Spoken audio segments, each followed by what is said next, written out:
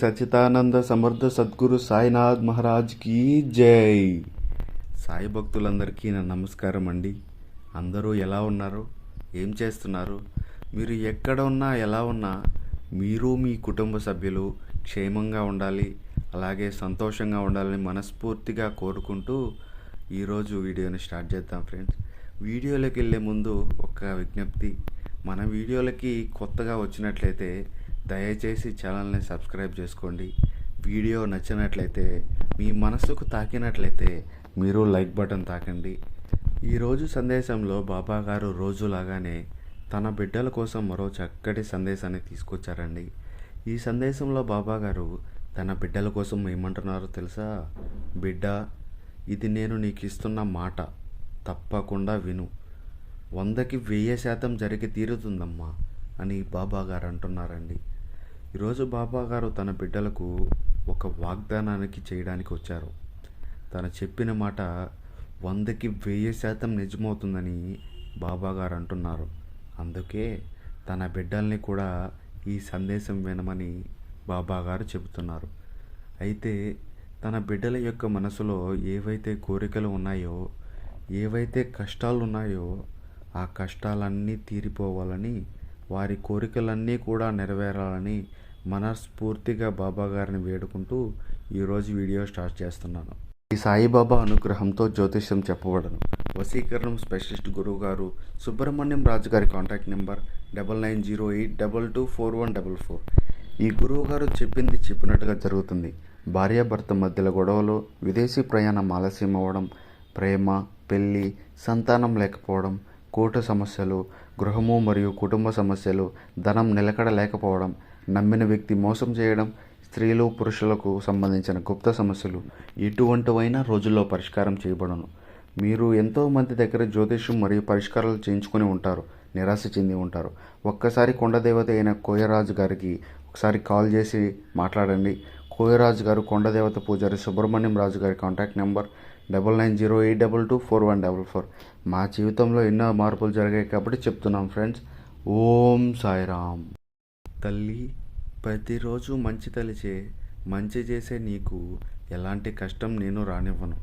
అసలు కష్టం అనే మాట నీ దరిదాపుల్లో కూడా రానివ్వనమ్మా.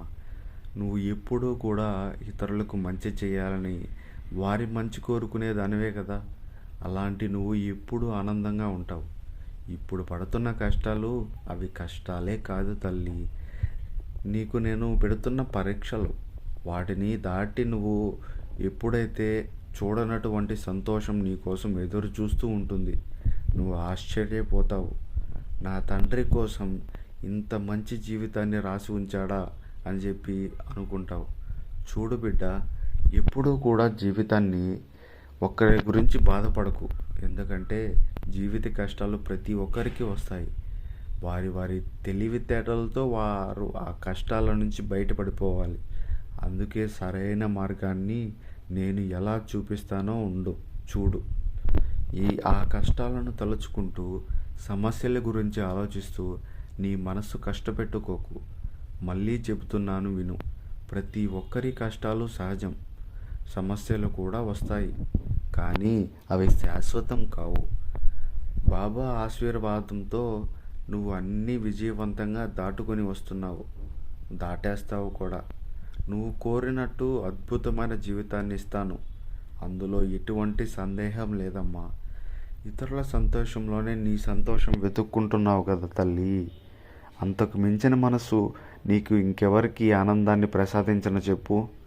నీ జీవితం అంతా ఆనందమయం చేసి రంగుల హరివిల్లులో చేసే బాధ్యత నాది. సంతోషంగా ఉండమ్మా, దిగులు పడకు. ఎవరి గురించి ఆలోచించి నీ మనసు పాడు చేసుకోకు. కేవలం నీ గురించి, నీ కుటుంబం గురించి మాత్రమే ఆలోచించు బిడ్డ. ఇతరుల ఎంత ప్రేమ పంచినా అంతే పంచాలి. అది కాదు, ఎక్కువైతే మిగిలింది బాధలే.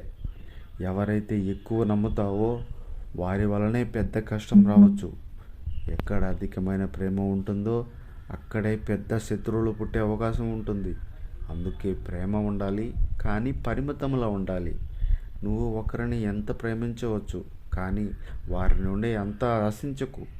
అది వారి తప్పు కాదు, నీ అధిక నమ్మకం తప్పు. నువ్వు సహాయం చెయ్యి, కానీ నీ శక్తికి మించింది కాదు. వారి కోసం నీ కుటుంబంలో బాధపడేలా చేయకు. నీ సమస్యలు నువ్వే పరిష్కరించుకోవాలి.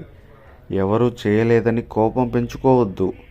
ఎవరు ఎంత చేయగలరో అంతే చేస్తారు. నీ సాయి మాటలు గుర్తుంచుకో బిడ్డ. అప్పుడు నీ జీవితం ప్రశాంతంగా మారుతుంది. నువ్వు భయపడకు, బాధపడకు. ధైర్యంగా ఉండి నవ్వు. అనుకున్న పని చెయ్యి. మిగతాదంతా నేను చూసుకుంటా తల్లి. నీకు తోడుగా ఎవరున్నా లేకున్నా నీ సాయి తండ్రి తప్పకుండా నీతోనే ఉంటాడు, గుర్తుపెట్టుకో. రాబోయే రోజులు నీకు ఆనందాన్ని తెస్తున్నాయి. నీ జీవితంలో మంచి మార్పులు వస్తున్నాయి. నువ్వు తలపెట్టిన ప్రతి పనిలో విజయం వస్తుంది. కష్టకాలం ముగిసింది బిడ్డ. జీవితంలో కొత్త అధ్యాయం ప్రారంభం. నీకు రాజయోగం కలగబోతుంది. ఆనందంగా ప్రశాంతంగా నీ జీవితాన్ని కొనసాగించు అని బాబాగారు తన బిడ్డలతో చెప్తున్నారు. ఈరోజు బాబాగారు ఇంత అద్భుతమైన సందేశాన్ని ఇచ్చారంటే బాబాగారు బిడ్డల్లో ఎంతో మృదు స్వభావం ఉన్నవాళ్ళు ఎక్కువ మంది ఉన్నారు కాబట్టి. ఇతరుల కష్టాన్ని చూసి తల్లడెళ్ళే వాళ్ళు, హృదయం తట్టుకోలేని వాళ్ళు, తమ శక్తికి మించి సహాయం చేసేవాళ్ళు.